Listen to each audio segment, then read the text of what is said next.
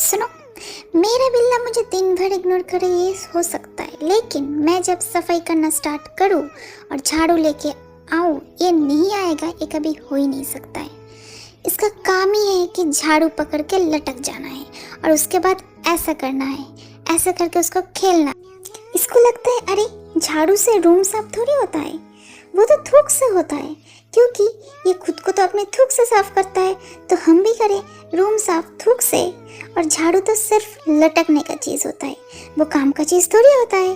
हाँ, पर हम तो ऐसे खाना देते ही नहीं है। देखो देखो कैसे झाड़ू खा रहा है, पता नहीं ये बिल्ला कितना बदनाम करेगा। हाय।